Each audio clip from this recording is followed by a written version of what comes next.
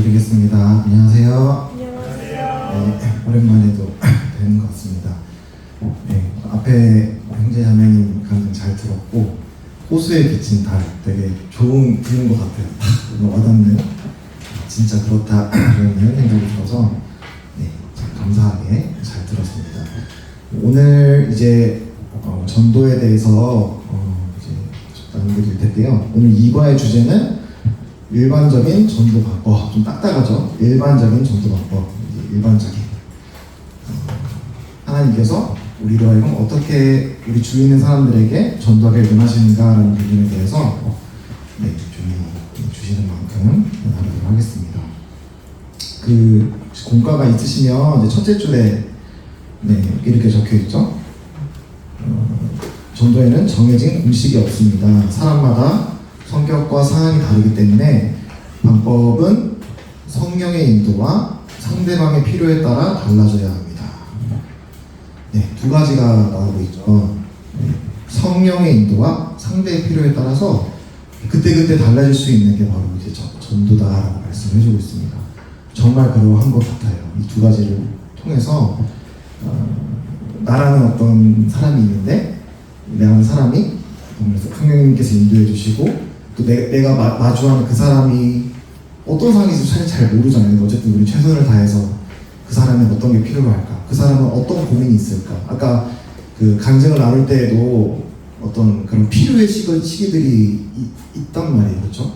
꼭 구원받고 싶다라는 게 아니라 할지라도 우리가 살아가면서 하나님을 찾을 수밖에 없는 그런 필요의 상황들이 생기는 것 같아요. 근데 그런 게 그 시기에는 힘들고 어려울지라도 좀 끊기죠? 어려울지라도 하나님이 주시는 절호의 기회인 것 같아요.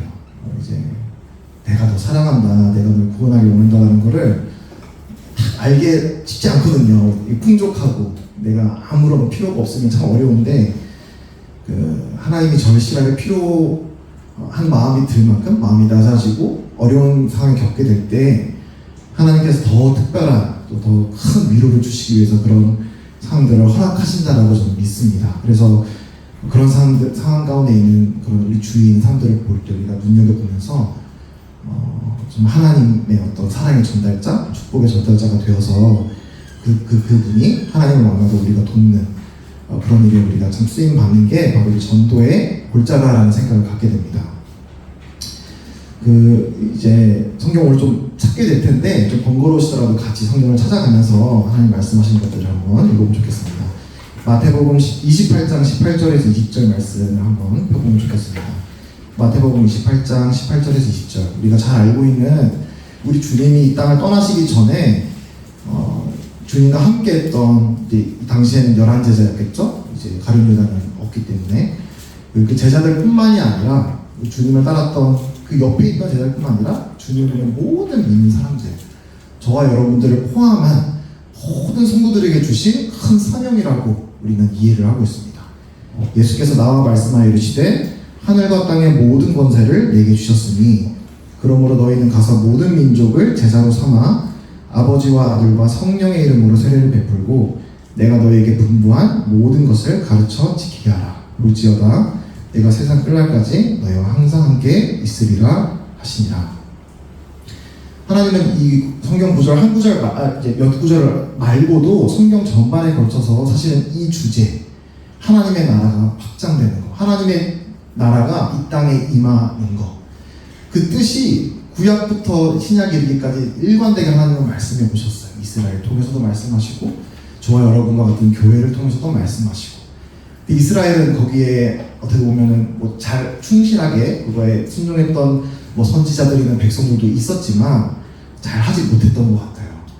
근데 이제 그 사명이 하나님의 영광을 또 우리 주님의 제자를 온 민족으로 이제 만드는, 온 민족 하나님의 제자를 주님의 제자로 만드는 이 큰 사명을 위해서 우리 제자들을, 우리 그리스도인들을 부르셨다라고 말씀해 주시는 아주 소중한 구절 중에 하나인데, 이제 우리가 잘 알고 있는 이 구절에 좀 주목이 됐던 부분은 이제 선교뿐만 아니라 전도에 해당이 된다고 생각을 합니다. 이 선교가 그 범위가 어디까지인가, 그 선교와 전도가 어디까지 했을 때 하나님 보실 때 그게 선교고 전도인가라는 것을 암시해주는 그런 표현들이 있는 것 같아요. 그게 꼭 어떤 규모 면에서도 마찬가지고 또 얼마만큼 그 한 사람이 어느 정도의 깊이로 뭔가가 변화가 됐을 때 그게 전도다, 선교다라고 할 수 있는지에 대한 부분이 나와 있습니다. 근데 우리가 이제 보통 선교, 전도라고 할 때 그 목적, 당장의 어떤 단기적인 목적은 거듭나는 거죠. 아까 들었던 말씀처럼 아하 하는 그 순간 있잖아요. 하나님의 은혜를 깨닫는 아하 하는 그 순간.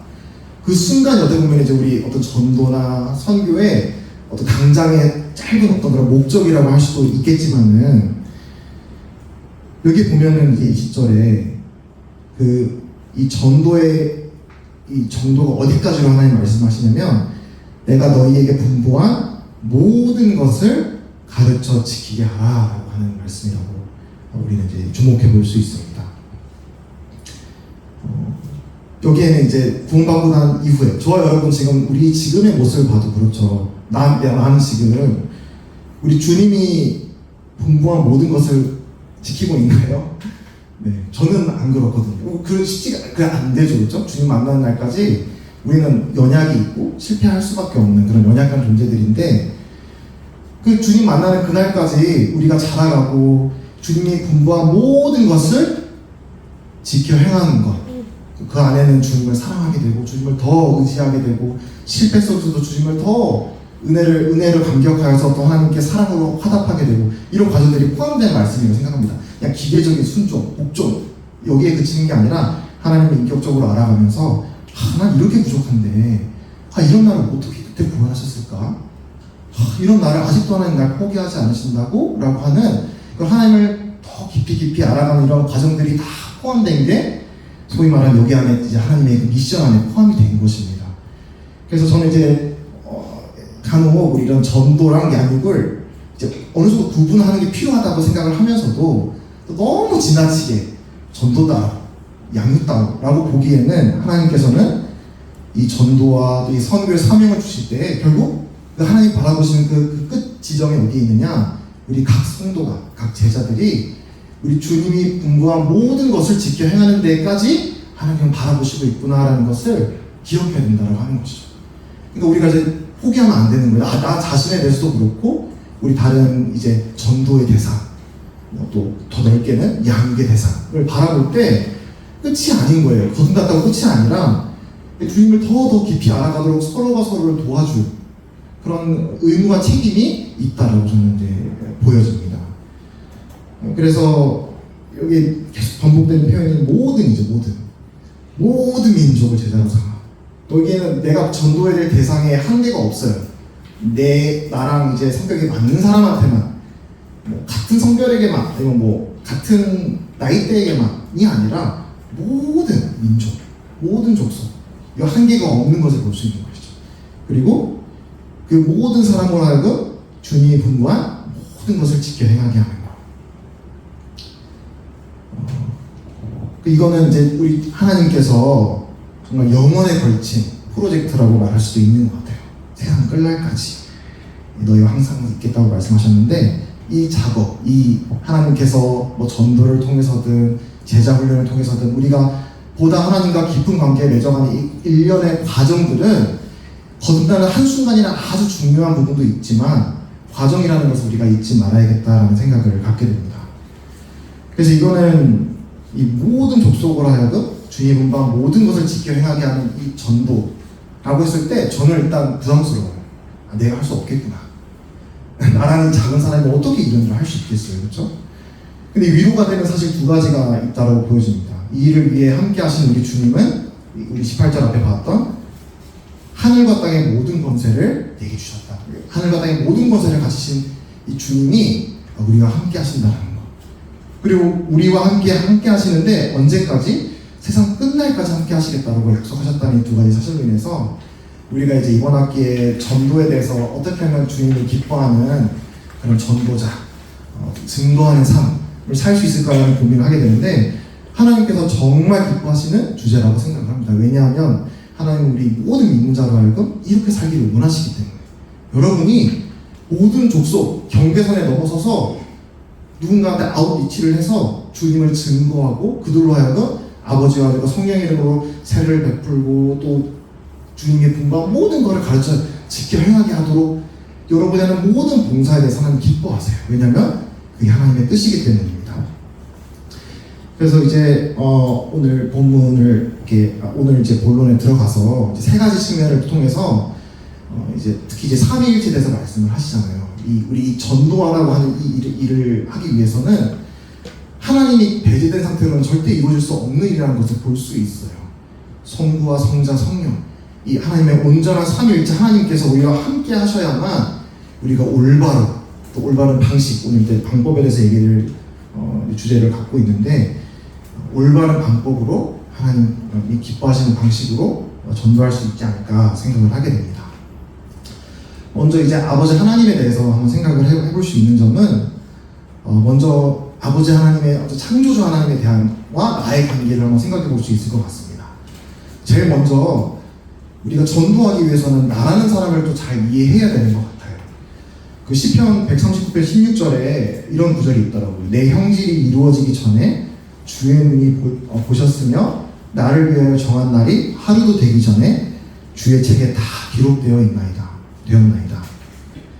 참 놀랍더라고요. 다시 한번 우리가 하나님이 나를 엄마 그 뱃속에 내가 생겨나기 전도 전에 하나님께서 나의 그 형질을, 나의 성격을, 나의 기질을 하나님께서 만드셨을 뿐 아니라 속속들이 다 알고 계신다고 말씀을 하고 계세요. 이 책에 기록이 되어 있대요. 이게 어떤 의미인지 정확히는 모르겠지만 내가 알기도 전에 내가 어떤 사람인지, 내가 어떤 유형의 사람인지는 하나님 다 알고 있다라고 하는 말씀이라는 거죠. 참 놀라운 것 같아요.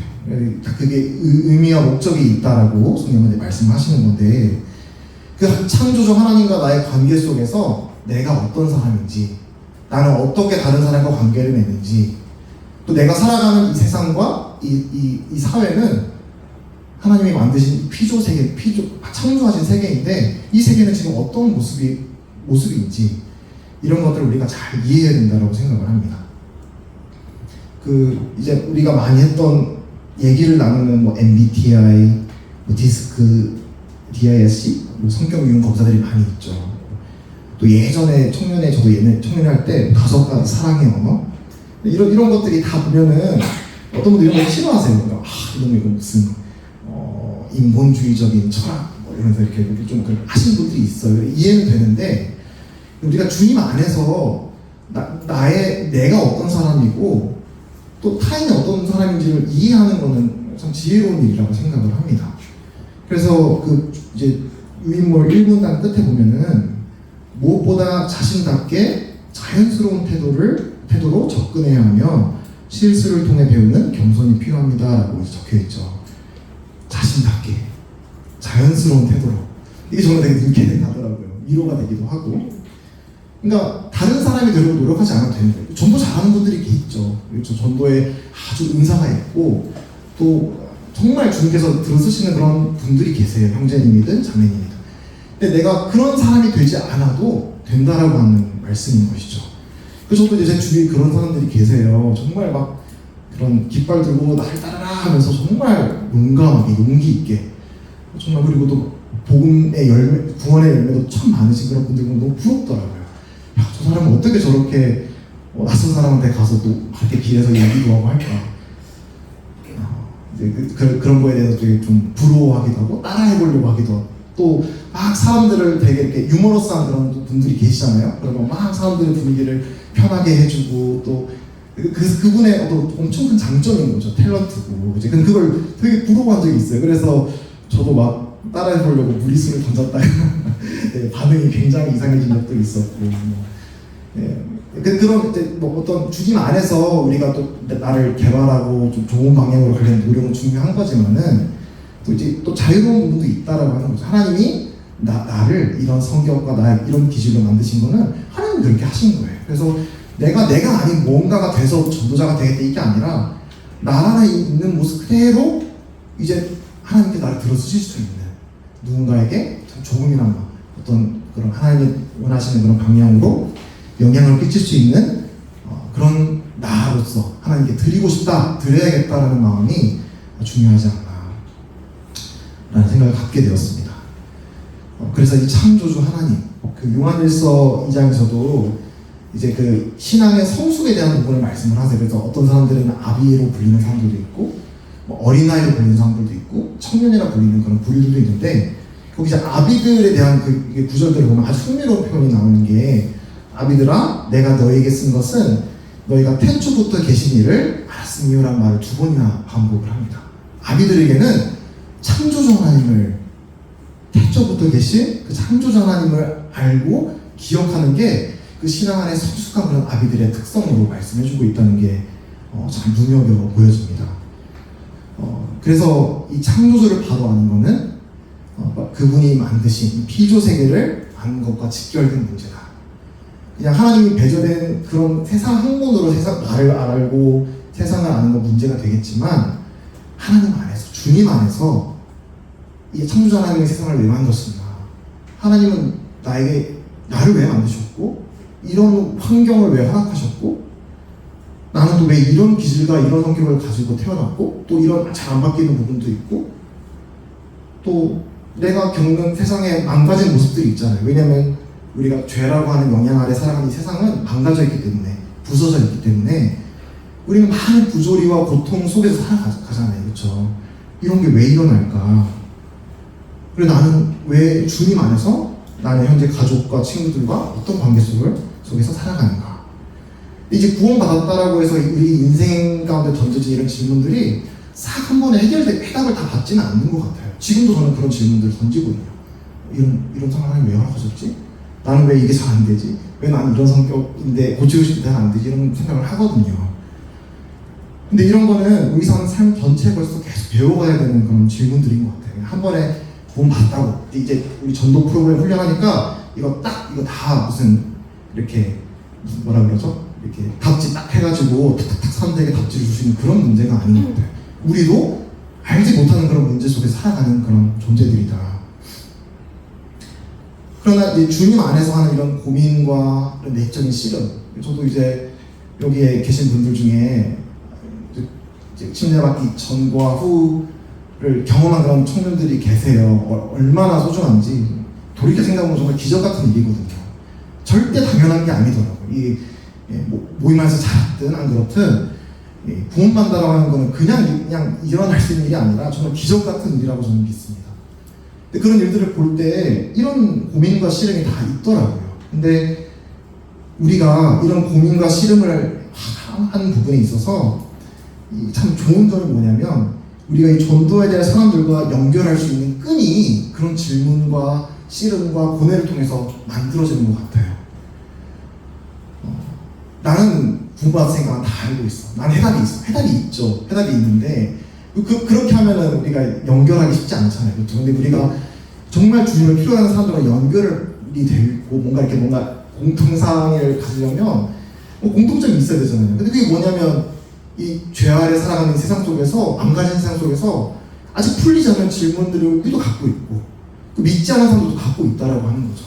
그거를 나는 다 같이 알고 있는 것처럼 말하는 것이 아니라, 하나님은 하나님대로 내가 인정하되, 그런 질문 안에 씨름을 가지고 내 스스로 고민도 해보고, 또 그런 질문을 갖고 있는 사람들에게 공감할 수 있는 거예요. 그렇지, 너가 갖고 있는 그런 어려움들 나 이해해. 심지어 나 지금 그런 부분에 대해서 하나님 앞에서 질문해가고 있는 상황들이야 라고 우리가 나눌 수 있는 부분이다. 거기서 우리는 같이 출발할 수 있는 거예요. 이 친구가 내가 갖고 있는 이런 의문점들에 대해서 이해하고 공감할 수 있는 사람이네? 라고 대화가 될 수 있지 않을까라고 생각을 하게 됩니다.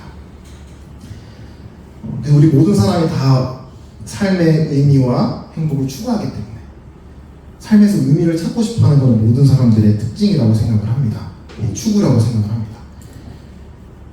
그래서 세상이, 우리가, 내 자신이 뭔가 잘못되었다, 완벽하지 않다, 뭔가 이루어야 되는 어떤 뭔가가 있는데 거기에 지금 미치지 못하는, 뭔가 잘못되어 있다라고 하는 인식은 정말 정직하게 우리 삶을 돌아보면 생길 수밖에 없는 것이죠.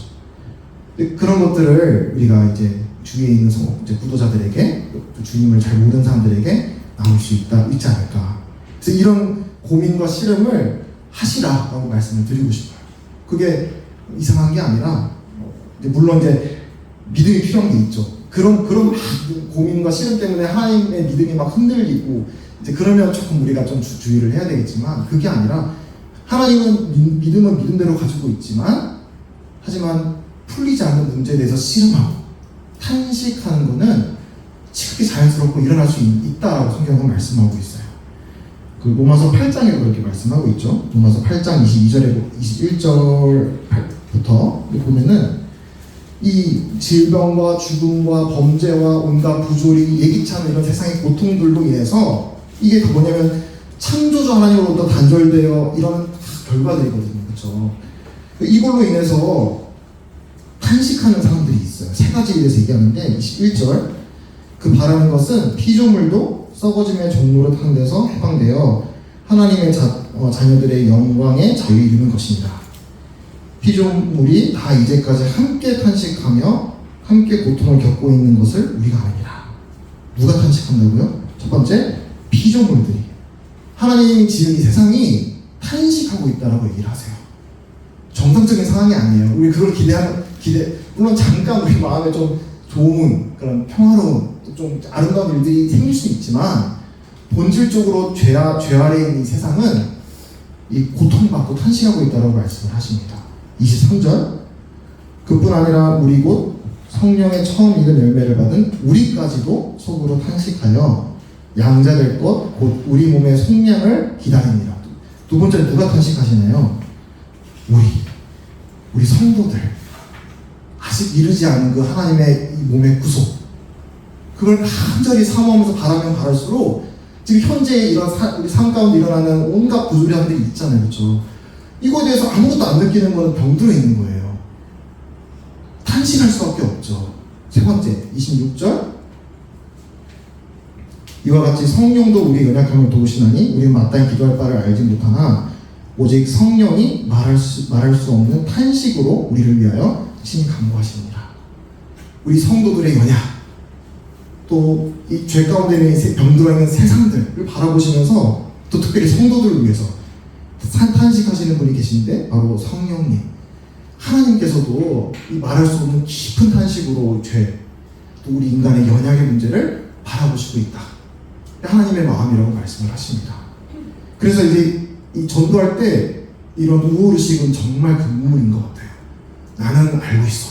넌 모르지? 나는 해답이 있어. 너는 안 돼. 맞죠. 주님을 믿은 사람과 믿지 않은 사람은 천지차별의 차이가 있다고 할지라도 하나님의 은혜로 된 것이고 우리가 그걸 가지고 교만한 마음을 품어서는 절대 안 되는 것 같아요. 그런 것들이 이 전도의 큰 방해물이 되는 것 같습니다. 탄식해야 돼요. 탄식. 내 깔고 너 모르지? 답답해하고 비난하고 정죄하고 이게 우리의 몫이 아니라 우리는 그런 죄로 망가진 나 자신 죄로 망가진 우리 사회 세상을 바라보면서 탄식하는 것 같이 탄식에만 머물면 안 되겠지만 이 탄식하는 마음 그리고 창조주 하나님께 여쭤보는 마음 하나님 왜 이렇게 됐나요? 죄 때문에 이렇게 우리 인간이 고통받게 된 것인가요? 라는 것을 우리가 마음속 깊이 하나님께 여쭤보고 이런 문제를 가지고 사람들이 다가올 때 내가 뭐라고 답을 해줘야 될까요? 이 세상에 고통은 왜 있는지 악이 왜 있는지를 뭐 질문하거든요. 하나님이 있다라고 하는데 전지전능한 하나님, 사랑의 하나님이 있는데 왜 이 땅에 죄와 고통이 있느냐? 이거 정말 많은 사람들의 단골 질문이잖아요. 그렇죠? 우리가 이런 부분에 대해서 그 사람들이 마음을 시원하게 할 만한 딱 한 번에 어떤 그런 시원한 대답은 못 해준다 할지라도 적어도 하나님 앞에서 제가 어떤 믿음의 어떤 고백을 그들에게 해줄 수 있을까 이런 것들을 진지하게 해보는 자세는 우리가 나중에 이제 정말 그런 상황이 왔을 때 참 도움이 되는 그런 자세라고 생각을 합니다.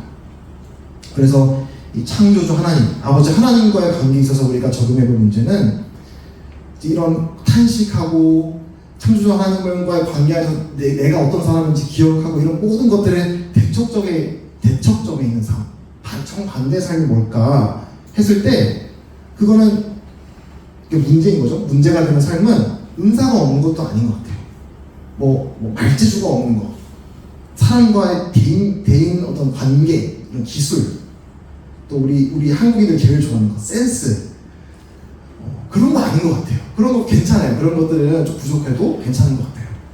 근데 가장 이게 우리가 주의해야 될 거는 무관심인 것 같아요. 무관심, 냉소적이고 자기중심적이고 내 삶이 부지가 되면 이 하나님이 탄식할 만큼 망가져 있는 세상을 바라보면서도 마음에 아무런 걸리면 안 되는 삶, 그거를 하나님께서는 슬퍼하시지 않을까.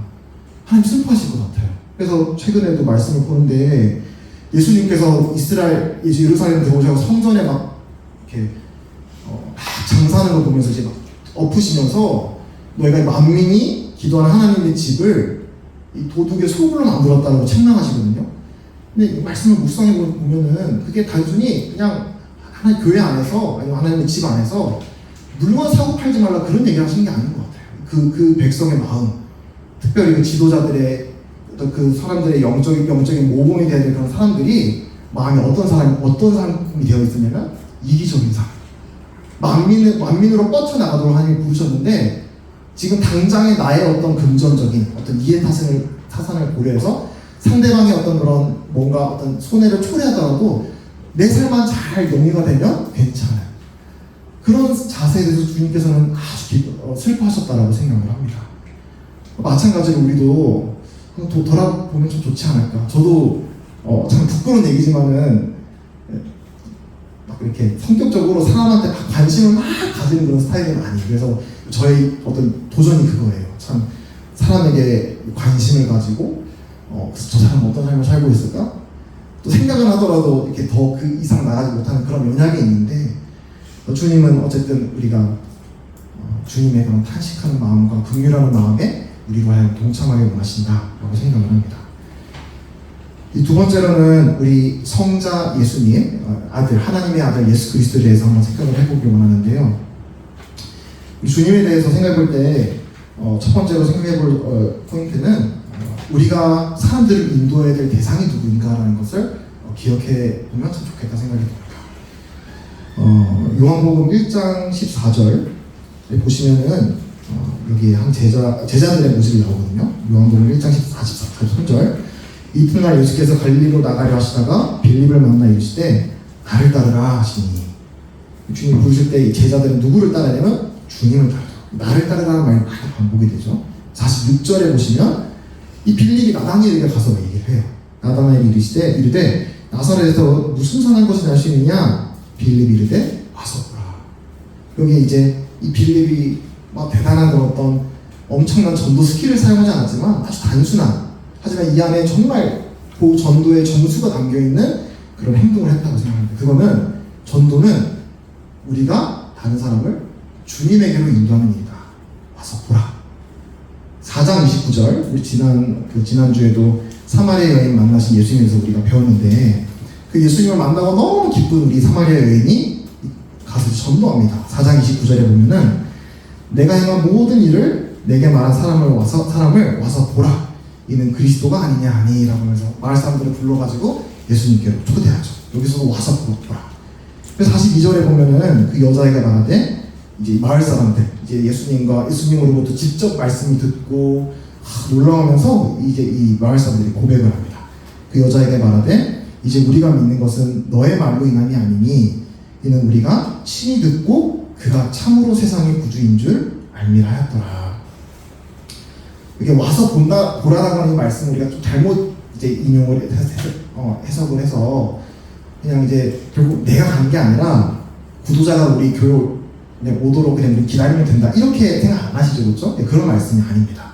수동적으로 전도를 수동적으로 하는 말씀이 아니에요. 이 포인트는 우리는 누구에게로 인도를 하는 거다. 전도는 그 사람을 그리스도에게로 인도하는 것이 이 전도의 본질이라고 말씀을 하시는 겁니다. 너무나 당연하고 간단한 말인 것 같은데 그런 유혹들이 생겨요. 저도 말씀을 드리면 그 사람을 나를 따르게 하고 싶은, 나의 영향력이 뭔가 이렇게 그 사람에게 가도록 하게 하고 싶은, 그걸 우리는 계속 뿌리쳐야 돼요. 해야 되는 것 같습니다. 이 사람은 내가 전도하고 뭔가 이렇게 전도하고 싶은 대상들이 있잖아요. 이 사람은 내가 주님에게로 인도해야 될 사람, 내가 영향력을 행사하고 내가 원하는 방식대로 이 사람을 바꿔가려고 하는 게 목적이 아니라 하나님께 만나게 하는 거, 거기까지가 내 역할이라는 것을 늘 기억해야 되는 것 같습니다. 그래서 철로역전도 그 전도자가 나오는데 재밌어요. 철로역전 보면은 그 크리스천이라는 그 주인공이 막 가서 막 이렇게 빠지는데 전도자가 위험할 때 잠깐 와가지고 말씀을 상기시켜주고 너가 붙들었던 하나님의 말씀이 있었잖아 라고 아주 어떻게 보면 좀 소극적인 자세, 그러니까 이제 막 잡아 끌어가지고 가지 않습니다. 그 사람은 어디까지나 이 구도 크리스천을 하나님께로 인도하는 그런 안내자 역할을 하고 있더라고요. 그래서 우리가 전도할 때 내 영향력을 행사해서 변화시키고자 하는 이런 착각 또는 유혹을 우리가 늘 경계해야 되지 않나 생각을 하게 됩니다. 죄와 허물로 죽었던 우리 영혼이 살아나는 일은, 그리고 또 믿은 사람이 육신의 소욕을 버리고 성령의 일을 추구하는 것, 성령의 열매를 맺도록 하는 이 놀라운 전도 사역, 제자 훈련 사역, 뭐라 부르든 상관없어요. 이 복음을 전하는 사역은 절대 우리의 소관이 아니라는 것을 우리가 경험으로도 깨닫게 되고 그렇게 믿어야 됩니다. 전적으로 하나님만 할 수 있는 일인 것이죠. 그리고 그래서 이 말씀 볼 때 우리는 이 영혼 구원의 최종 책임은 누구에게 있다라고 믿을 수 있냐면 바로 하나님께 있다. 우리 예수 그리스도께 있다라고 하는 것입니다. 그래서 이거는 참 큰 짐을 우리가 덜게 되는 것입니다. 우리 전도할 때 이 사람을 내가 구원시켜야지, 물론 이제 그게 맞는 어떤 측면도 있지만은 결국은 우리의 역할은 안내자, 인도자, 안내하는 역할인 것이죠. 그래서 최종 어떤 그런 책임은 하나님과 그 사람 사이에서 이게 있는 것입니다. 그래서 우리는 이제 우리대로 최선을 다해서 섬기고 또 수고와 헌신으로 그 사람에게 이제 사랑을 나타내지만, 이제 그 이후의 일, 정말 그 사람이 주님 믿고 구원받는 일에 대해서는 주님께 이제 의탁을 하는 마음이 중요하다고 생각합니다. 그리고 내가 생각했던 그런 모습으로 안 되더라도 의탁하고 나가는 거예요. 그 사람을 어차피 포기하지 않고 또 기회가 되면 전할 수도 있고, 또 그 사람만 있는 것이 아니라 또 나에게 보여주신 다른 사람에게 또 성실하게 전하고, 이런 마음으로 내가 그 사람의 영혼을 책임져야지라는 마음이 아니라 나는 하나님께 어디까지나 안내하는 역할이다 라고 하는 마음 자세를 가져야 된다고 생각합니다. 그리고 이제 그리스도의 증인, 이제 우리가 누구를 증거하는 것이냐라는 말씀을 드리고 있는데, 사도행전 1장 8절에서도 오직 성령이 너에게 임하시면 너희가 권능을 받고 예루살렘과 온 유대와 사마리아와 땅끝까지 이르러 내 증인이 되리라 하십니다. 내 증인. 한번 질문해 보시기 바랍니다. 나는 누구를 증거하고 살아가고 있는가? 그리스도의 증인이 있다는 것은 어떤 것인가? 저는 이제 이 부분 중에 아까 앞에 그러니까 나 자연스럽게 내 모습 있는 그대로 사람들에게 내가 이제 전도한다는 부분을 말씀드린 거 연결되는 부분인데, 내가 경험한 주님의 영광의 파편만 이제 있는 그대로 솔직하게 나누면 그게 충성된 어떤 증인의 삶이겠다라고 또 저는 교훈을 받게 되었습니다. 내가 그린 어떤 이런 기질과 이런 모습의 전도자, 또 이런 메시지, 내가 공부해왔던 이런 축적된 이런 어떤 성경에 대한 지식, 이거 다 그 사람한테 우겨 넣는 게 목적이 아니라 그 사람과 나누기 전에 주님께서 나에게 말씀 주신 그 작더라도 작더라도 확실한, 내가 경험한, 내가 맛본 하나님의 선하심, 그리스도의 은혜, 용서, 이런 것들을 바탕으로 다른 사람들에게 나의 믿음을 나누고 또 이 말씀을 나눌 수 있다면 여기 말하는 주님의 증인으로 살 수 있다는 말이 아닐까 생각을 갖게 됩니다. 그래서 하나님께서 알게 해주신 만큼 사람들에게 전하면 된다라고 생각을 해요. 그 시편 51편에서도 우리 다윗이 참여하는 그런 시가 나오잖아요. 거기서도 보면은 놀라운 표현이 나오더라고요. 12절에 주의 구원의 즐거움을 내게 회복시켜 주시고 자원하는 심령을 주사 나를 붙드셔서, 13절에 보시면 그리하면 내가 범죄자에게 주의 도를 가르치니 죄인들이 주께 돌아오리이다. 지금 이 다윗은 두 가지 아주 심각한 범죄를 행한 상황이에요. 이제 간음과 그리고 이제 살인죄를, 직접적이진 않지만 간접적으로 사람을 죽게 만든 끔찍한 죄를 지은 하나님 앞에서, 그거에 대해서 하나님 앞에 회개하고 하나님 앞에 회복을 바라는 그런 상황에 있는 지금 시인데, 그러니까 하나님께서 이 자신의 심령을 회복시켜 주시고 다시금 구원의 즐거움을 회복시켜 주시면 이제 내가 범죄자에게 줄 일들을 가르칠 수 있다. 그게 좀 위로가 되지 않나요? 이런 사람도 전도할 수 있구나.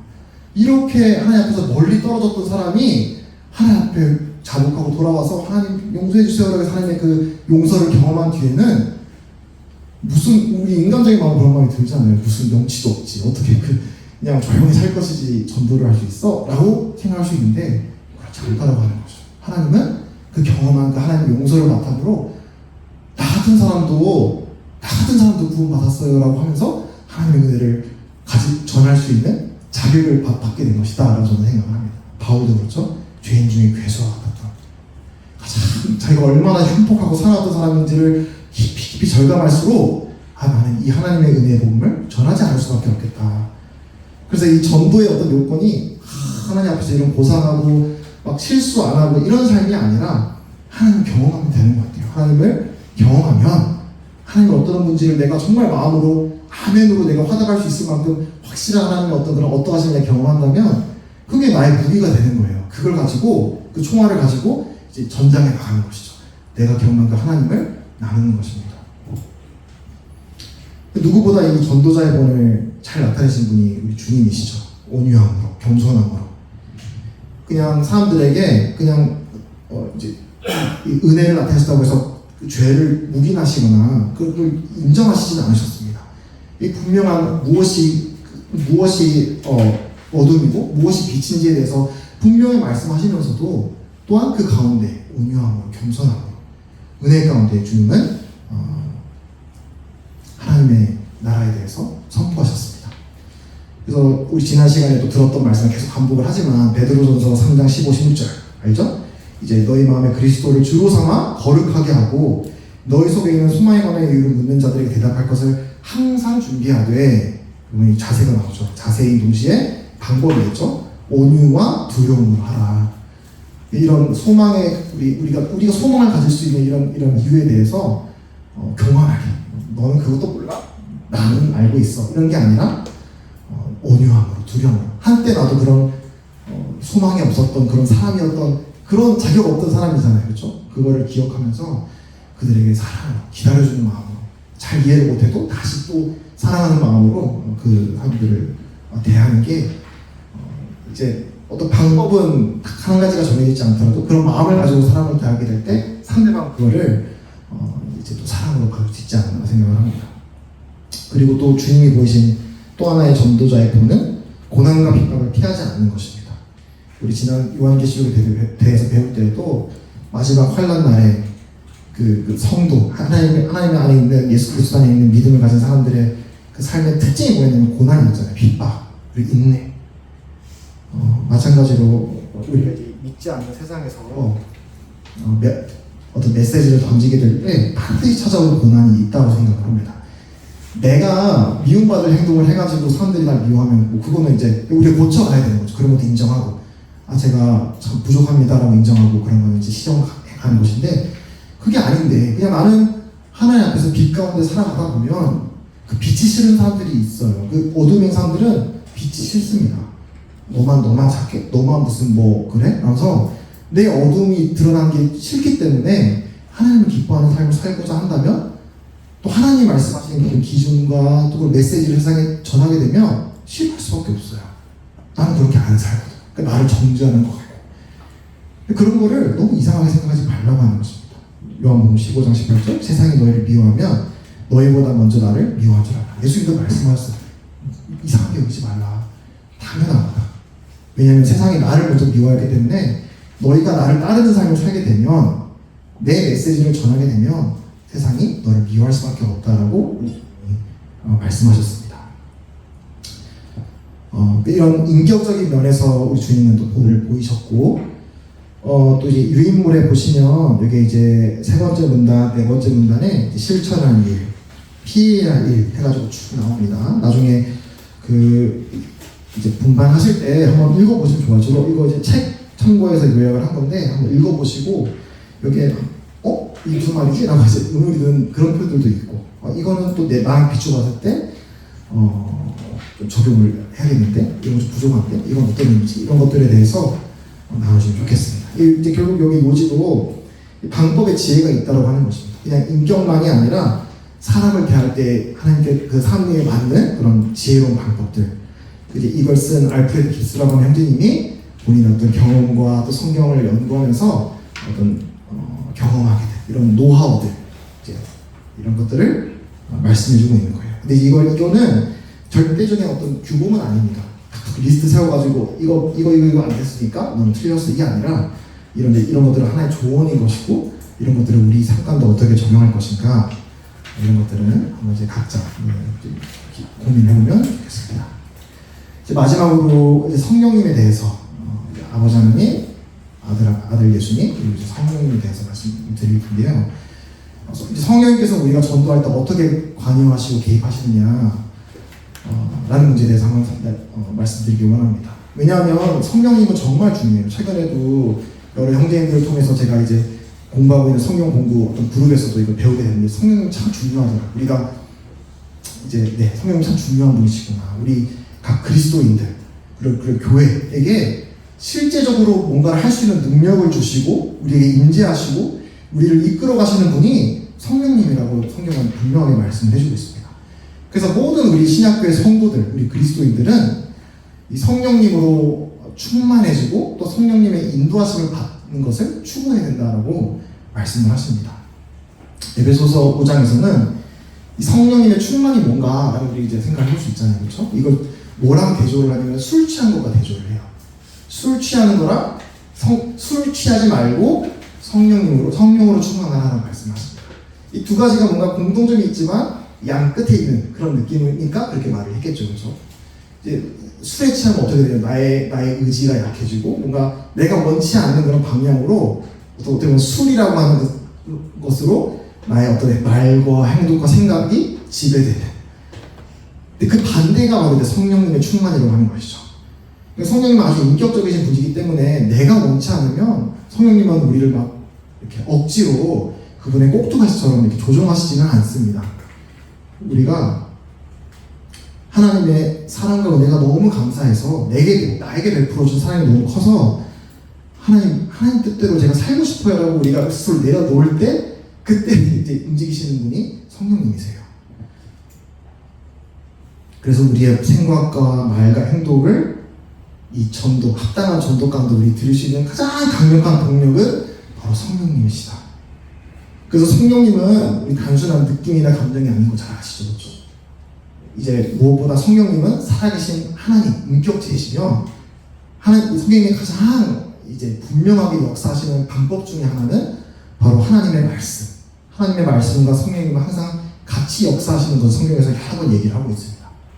그래서 우리가 성령님으로 충만해지고 또 성령님으로 인도함을 받는 그런 전도를 하기 위해서는 하나님의 말씀을 깊이 매일마다 묵상하고 기억하고 암송하고 그것과 분리될 수가 없어요. 왜냐하면 성령님께서 가장 확실하게 우리를 충만케 하시고 인도하시는 방법이 그분의 하나님의 말씀을 통해서 하시는 거거든요. 이 말씀을 비추어 주셔서 우리로 하여금 또 우리가 말씀을 전한 그 사람으로 하여금 죄를 자백하게 하고 내가 용서하지 못했던 사람을 용서하게 하고 참을 수 없는 그런 부조리한 상황에 대해서 인내하게 하시고 누군가에게 필요로 저 사람한테 뭔가 전화 한 통이라도 할까? 선물이라도 보낼까? 이런 마음에 선한 부담을 주시는 그런 선한 일을 하게 하시는 그 마음에 우리를 속삭이시거나 강한 부담을 주시거나 우리 행동을 움직이게 하시는 분이 바로 성령님이시고 뭘 통해서 그렇게 하시냐면 하나님의 말씀을 통해서 그렇게 하신다.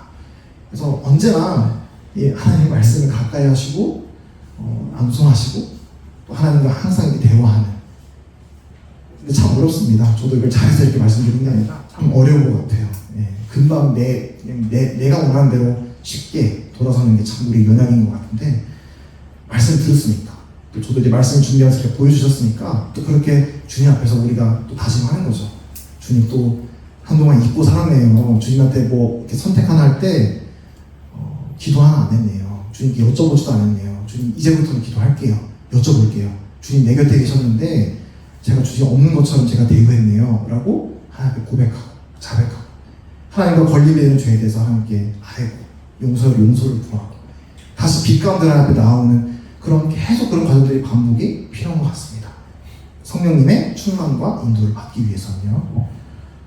그래서 이것도 역시나 지난 이제 시간에 말씀 들었기 때문에 반복해서 읽지는 않겠습니다만 사도행전 8장에 나왔던 에티오피아 내시 이야기 기억하실 것입니다. 이제 성령께서 인도하시는 그런 놀라운 장면이 여기 나오죠. 이 뜻밖의 경험을. 내가 생각하고 계획을 세운 게 아닌데 뜻밖의 하나님께서 그렇게 누군가를 만나게 그 타이밍에 내가 뭔가 말을 했는데 그 사람의 가장 필요한 말이 전해진 거야. 내가 의도치 않게. 그런 일들을 주관하시는 분이 누구냐면 성령님이라고 하는 것이죠. 거기 이제 빌립이었죠. 빌립이 그 성령님의 말씀하시는 것을 어떻게 반응했냐라는 표현이 나오냐면 즉시 순종하였다. 성령님께서 우리에게 말씀하시면 즉시 순종하는 것입니다. 저도 이제 최근에 이제 경험했던 짧은 강증이 생각이 나더라고요. 성령님이 어떻게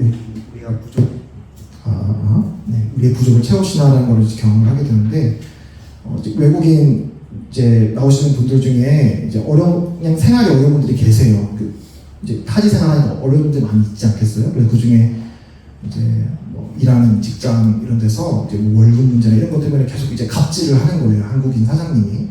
그것 때문에 이제 막 어려움을 호소하는 그런 분이 있었습니다. 근데 이제 저도 막 도와주고 싶은데 내 능력에 밖에 벗어나 있고 나 그런 부분에서 잘 뭐 법적으로 잘 아는 것도 아니고 또 돈을 지어주기도 좀 애매하고 이런 사람들이 있어서 이제 막 고민을 하는데 또 그분이 안 나오던 어떤 한 모임을 마침 나왔는데 그 모임에 어떤 한국 성도님이 또 마침 나온 거예요. 그 한국 성도님은 거의 한 몇 년 만에 나오신 분이세요. 딱 둘이 그날 만났는데 이 외국인 분이 겪고 있는 문제를 해결할 수 있는 전문 지식이 있는 분이 딱 그때 마침 온 거예요. 알지도 못하고. 근데 이 오신 한국인 분도 어떻게 보면 이제 막 어떤 뭐 성령 충만 막 상태가 좋고 막 그런 상황도 아니었거든요. 나름의 어떤 신앙의 어떤 그런 어려움도 있고 또 좀 움츠러들고 이런 어떤 상황이 있었던 분이었는데 하나님께서는 그런 분을 사용하셔가지고 이제 이런 또 그런 구도자의 필요가 있는 분의 어떤 필요를 채우게 하시는 것들을 경험하면서 야 이게 교회가 이런 거구나. 어떤 누군가가 담당자가 있어서 그 사람이 누군가의 어떤 필요를 채워주는 게 아니라 그럴 수 있지만 이 성령님께서 결국은 우리가 뜻하지 않게 사람을 만나게 하시고 뭔가 필요를 채우게 하시고 말씀을 전하게 하시고 하셔서 이렇게 역사하시는 게 바로 성령님이시구나 좀 경험하게 되었습니다. 그래서 더더욱 내 계획대로 가지 않아도 주님을 의지해야겠다. 성령님이 어떻게 역사할지 모르겠다. 성령님이 책임지신다라는 것을 더욱더 확신할 수 있게 되었습니다. 그리고 이제 성령님에 관한 이제 교훈으로 마지막 이제 부분인데요. 하나는 이제 우리가 이번에 큰 주제가 뭐냐면 개인 전도입니다. 개인 전도. 이번에 본 책도 개인 전도라는 주제인데 우리가 이제 기억해야 될 거는 개인 전도가 아주 중요합니다. 중요한데 개인 전도라고 해서 그게 곧 단독 전도는 아니다라는 것을 우리가 기억을 해야 됩니다. 우리는 교회라고 하는 공동체 안에 부름을 받았어요. 그래서 우리가 개인적으로 잘 어떤 사람을 대하고 말씀을 전하는 그런 준비를 스스로 하는 게 참 좋은 거고 바라는 거라고 생각을 합니다. 근데 또 우리가 어떤 영혼을 구령하고 사람들을 그리스도께 인도하는 데 있어서 그 일을 다 나 혼자 하는 것이 한다는 생각을 갖는 것보다는 더 지혜롭고 또 하나님의 뜻에 맞는 것은 우리가 동역자의 마음으로 내게 부족한 게 있어. 난 이런 어떤 성격과 기질이 부족해. 예를 들면 그걸 아까 제가 말한 것처럼 그렇게 억지로 되려고 하는 게 아니라 그런 분의 도움을 받는 거예요. 아주 그런 분이 그걸 필요를 채워주시고 또 나는 내가 갖고 있는 어떤 은사와 재능을 발휘해서 필요를 채우고 그래서 고린도서 3장에서도 바울은 신고 아볼로는 물 주되 자라게 하시는 분은 오직 하나님이시다라고 말씀하십니다. 다 그 역할이 있는 것입니다. 그래서 내가 저도 그런 고민이 있었거든요. 나는 저 전도는 두려워. 전도는 내 영역이 아닌 것 같아. 라는 생각을 가진 이유가 내가 열매를 못 보니까 내가 뭔가 친구한테 뭐 전해도 그 친구가 회심하는 경험도 없는 것 같고 그랬거든요. 그래서 나는 전도는 참 나랑 먼 것이구나 라고 생각을 가졌던 적이 있었는데 저의 착각이었던 것이죠. 전도라는 게 내가 단독으로 해야 되는 거라고 생각을 했던 것입니다. 근데 그게 아니라 나는 내가 할 수 있는 역할 최선을 다해서 그분을 그리스도께 하는 그게 뭐 꼭 말씀을 전하는 일이 되면 또 좋겠고 그게 할 수 있으면 좋고요. 그게 아니더라도 미소를 가지고 인사하고 또 그 사람 기억에 나면 전화 한 통, 문자 한 통, 작은 어떤 선물을 준다든지 뭐 이런 방법은 여러 가지가 있을 거예요. 뭔가 마음에 부담을 주시는 방법. 저도 그렇게 해본 적이 있어요. 뭔가 성령님이 누군가를 떠오르게 해주시면 해요. 근데 아마 그 사람은 되게 뜬금없다고 생각할 수도 있어요. 갑자기 왜 이렇게 했지라고 할 수도 있는데, 근데 그런 게 이제 우리가 성령님의 귀를 기르는 어떤 작은 훈련들이라고 생각을 해요. 뭔가를 생각하게 하시고, 그럼 기도해야 되나? 그 사람에서. 그리고 뭔가 책을 읽다가 너무 좋은 구절이 있어. 누군가 떠올라. 나눠주고 싶잖아요. 그러면 이제 그러면 조심스럽게 합니다. 나눌 수 있는 상황이 되면은 나눠주고.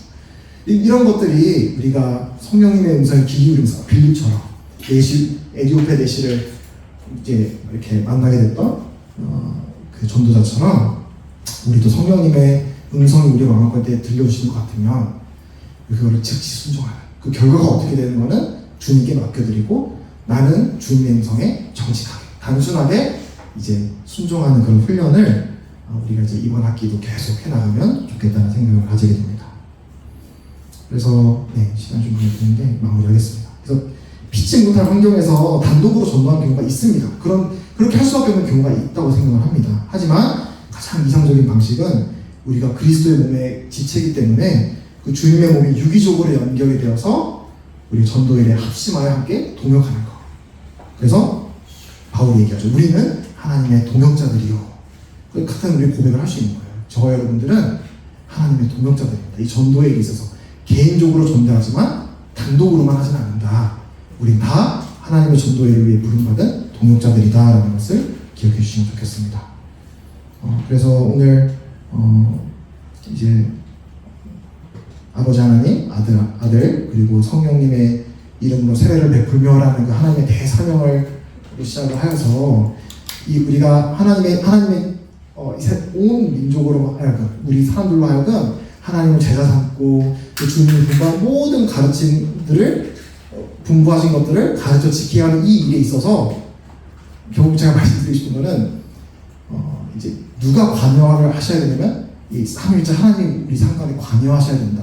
그냥 이론이 아니라 그냥 침례 받을 때 성부 성자 성령 이름으로 침례드립니다.